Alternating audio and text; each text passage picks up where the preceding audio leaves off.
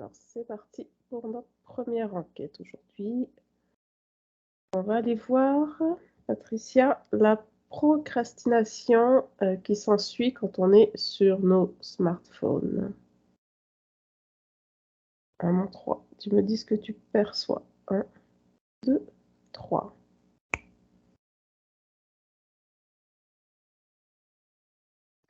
Alors déjà, la toute première chose que je vois, c'est comme une sorte d'énergie invisible qui nous happe au niveau des yeux, comme si ça voulait nous faire rentrer dans le smartphone.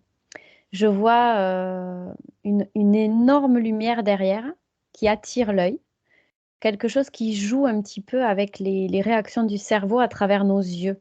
Alors ça ne se voit pas sur le plan physique, mais c'est destiné à nous attirer de manière à ce comme les sables mouvants, une fois qu'on a le pied dedans, on a du mal à s'en sortir. Alors, est-ce que tu peux toucher cette énergie? Ouais. Ouais, c'est gluant, c'est une lumière, c'est aveuglant et c'est comme gluant. C'est tu vois? Et je vois et là, tout de suite, j'ai l'image d'un gris. C'est un gris qui est nain et qui, tu sais, avec ses 3 doigts qui touche la matière et qui colle sur ses doigts. Voilà ce que je vois. D'accord. Donc, c'est c'est relié au gris, cette énergie qui nous happe. Ouais, je vois qu'il est en train de l'utiliser là, il la malaxe entre ses doigts et il la regarde et il a aucune réflexion, mais il a les doigts englués avec cette énergie-là. D'accord. Tu vas vérifier son ADN éthérique?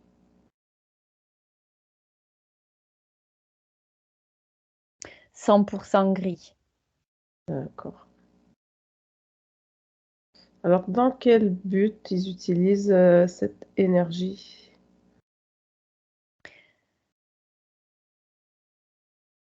Alors je vois que là, d'un coup, il tourne la tête à sa droite et je vois des mantes en arrière-plan qui surveillent, qui supervisent ce qui se passe et D'accord, je vois qu'il a toujours les doigts englués et il les regarde et il est stoïque, en fait. d'accord. Fait que lui, c'est Bizarre cette juste, image. ouais, c'est juste les petites mains démentes. Ouais, ouais, pour l'instant, bon, déjà on imagine ce qui va se tramer ensuite, mais Oui, pour l'instant, oui, il a l'air au service des mantes. En tout cas, il n'a aucune réflexion, hein, celui que j'ai sous les yeux là, ouais, d'accord. Donc, ben, on va aller voir ces menthes.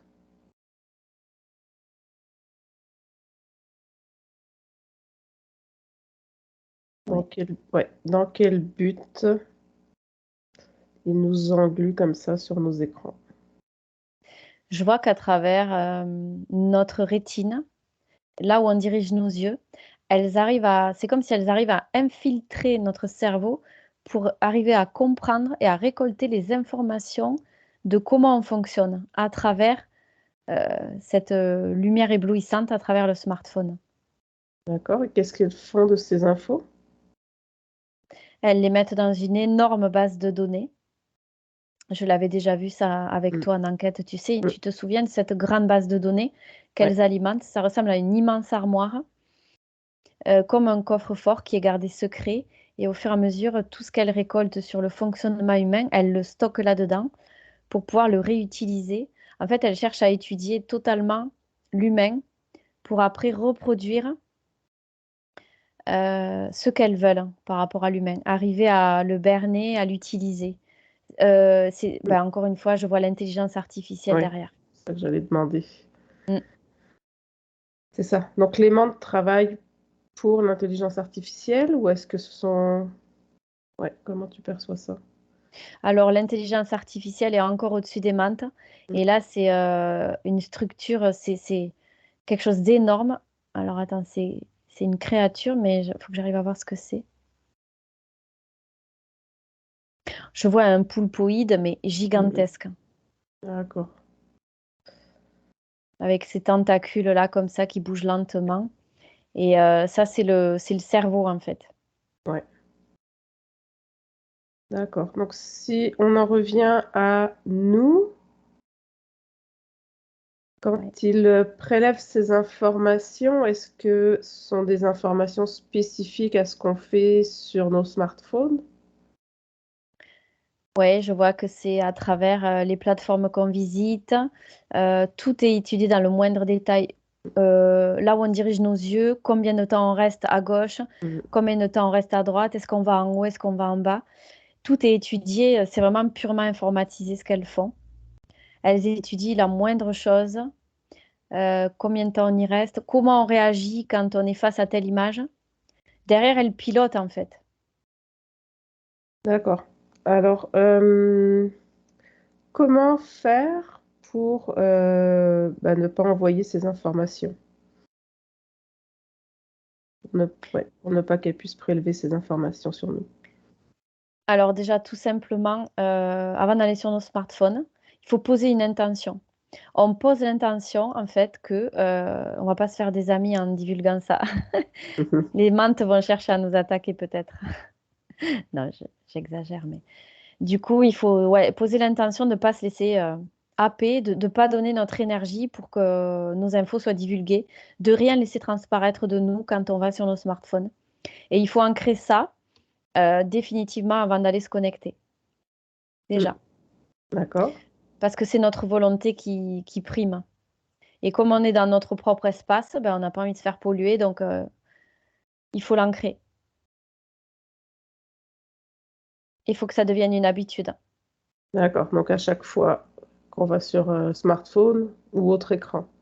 Oui, exactement. Et aussi, très important, qu'on soit conscient de tout ça. Ouais. Conscientiser, se rendre compte que dès qu'on déverrouille notre iPhone, par exemple, on va dessus et on se dit en conscience, oups, qu'est-ce que je m'apprête à faire là? Stop, je donne plus mon énergie pour ça. Je vais juste consulter ce qui m'intéresse. Et ça me dit aussi qu'il faut se mettre des barrières soi-même. Un timing, par exemple, je reste tant de temps sur telle plateforme, pas plus. Quand on voit qu'on Mm. dépasse, on s'oblige à couper net.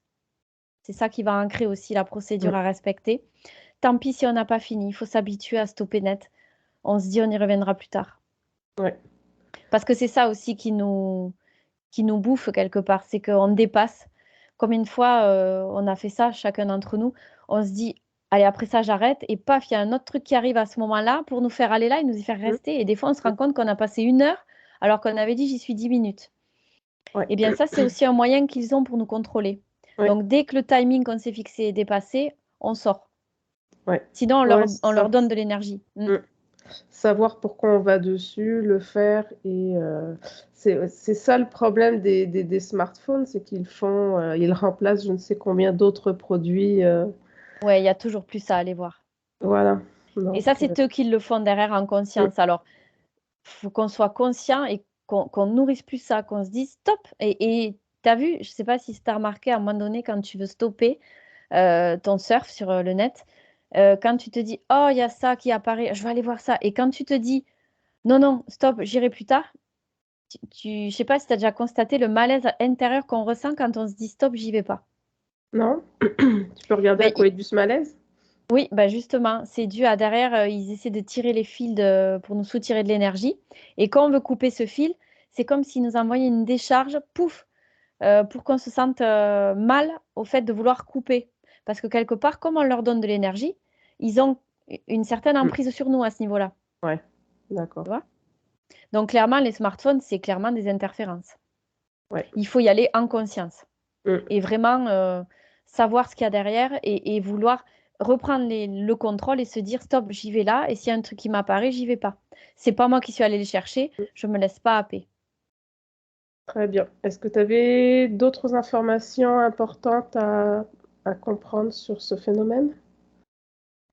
Oui, c'est un des moyens de contrôler l'humain pour la pensée unique, pour l'amener vers l'intelligence artificielle toujours plus.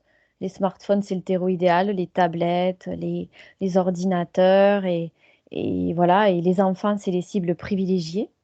Ouais. Donc attention aux parents avec les enfants, évitez de mettre les enfants sur les tablettes, les smartphones, même si c'est parfois pénible, qu'on ne sait pas comment occuper l'enfant. Faut lui mettre plutôt un jouet entre les mains, quelque chose avec lequel il va s'occuper, le mettre dans la nature, dans un champ, il va jouer avec l'herbe, les fourmis, je sais pas, mais pas les tablettes, par les smartphones, faut arrêter avec ça, surtout les jeunes.